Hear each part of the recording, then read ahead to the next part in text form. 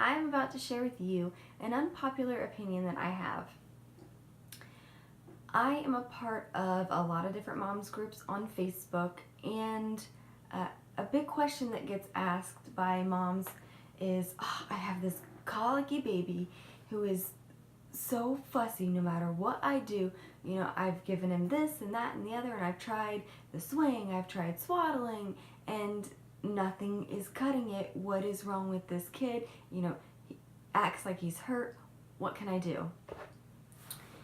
And then a lot of moms reply, and it seems like more often than not, moms have been there. And they reply with, oh, well, we had to swaddle, we tried the swing, we switched formula. A lot of moms say, you know, I cut things out of my diet, and they've tried gas drops, and they've tried gripe water. And in my opinion, I really do not believe in colic. Colic is what they label this inconsolable child with, and so you have a crying baby, and you don't know what to do for this child, and you're just at your wit's end, and the pediatrician says, oh, it's colic, they'll grow out of it in about 4 or 5 months. Well, here's my take on it. I don't believe in colic.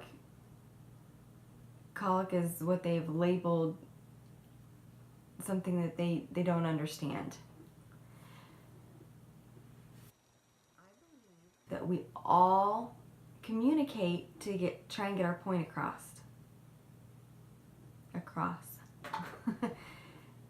Babies cry because they're trying to communicate with us. That's the only way they know how to tell us what's going on with them. They cry when they're wet. They cry when they're teething. They cry when they're hungry. And you don't label teething as colic because it usually has other symptoms that come with it.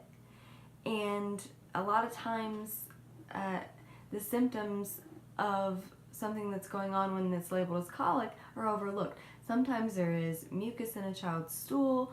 Sometimes there can be like little fine rashes that people don't see.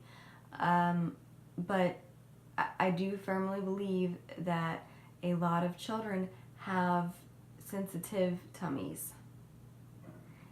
Like I said, this is not going to be a very popular opinion because I've been there, and as far as my breastfeeding journey goes, with my youngest son, I have cut out dairy, soy, nuts, garlic, tomatoes. I've cut out coconut.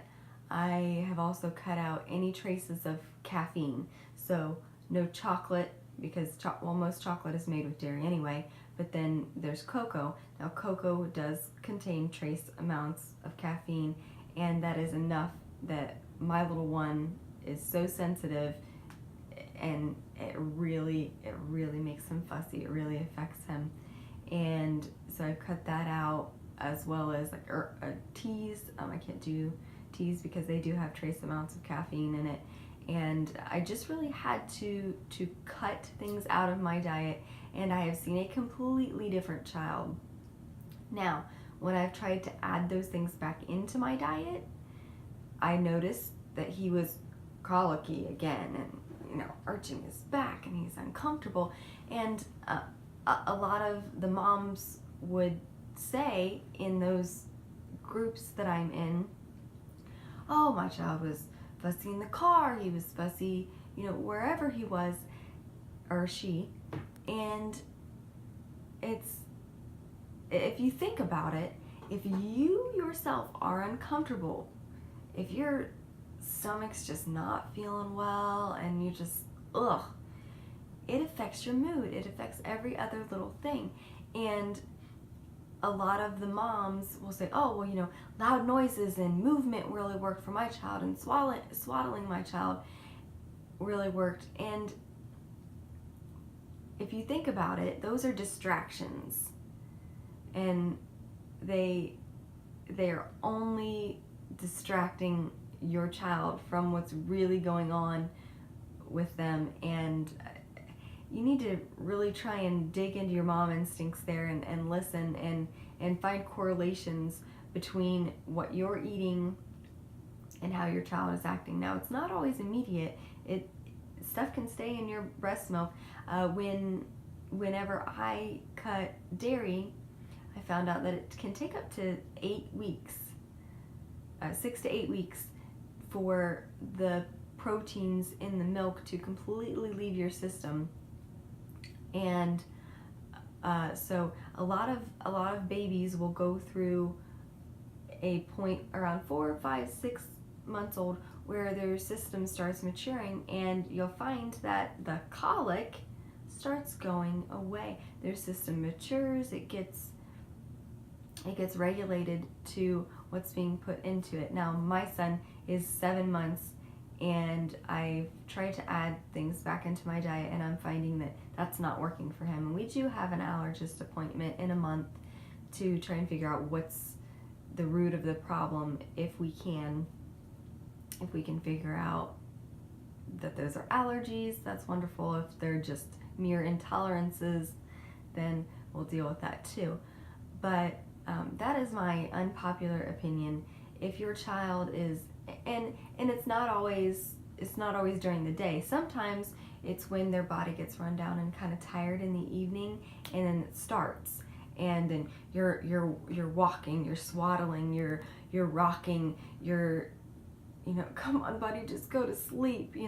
You're just at your wit's end with it all. And there are some parents who have to get up and go to work the next day. And I was fortunate enough that I was able to be at home with my children. And if there was a chance, a small window that both of my sons slept at the same time, I could get a teeny tiny nap in. But so if you are dealing with a baby with colic, a child who is inconsolable, and you're breastfeeding, I strongly urge you to try and cut dairy first and wait to see some improvements. And then if that doesn't work, try and cut more things out of your diet. Just really listen to your child. Hone in on what your child is trying to tell you, because they are trying to tell you something. They're not just crying for no reason. We don't just talk for no reason. We don't just tell people things for no, well, some of us do. But as a child, you are on a survival basis. You're on a needs basis. And that child is trying to tell you something. So just listen and try and get to the root of the problem rather than distracting from what's really going on. And if you are not breastfeeding, I would suggest switching to a hypoallergenic formula. There are some formulas that say that they're hypoallergenic, but then they still contain proteins from dairy in it. And if your child has a true dairy allergy, then that won't work for them. And some of the alternatives to a dairy-based formula are soy, and a lot of babies who cannot tolerate soy, or a lot of babies who cannot tolerate dairy cannot tolerate soy as well. And probably up until their system matures, if your baby's not as sensitive as mine. So yeah, that's my unpopular opinion, and I really hope that this video helps somebody, because I know what a big difference it made with my son. And yeah, just keep chugging along. You can handle this, you can figure this out, and your baby will thank you for it. As always, make your little corner of the world a positive one, and I'll talk to you later. If you have any other questions, if I can't answer them, I will research and find answers for you, or I will find somebody else who has been there, done that, to get some answers for you as well. So take care.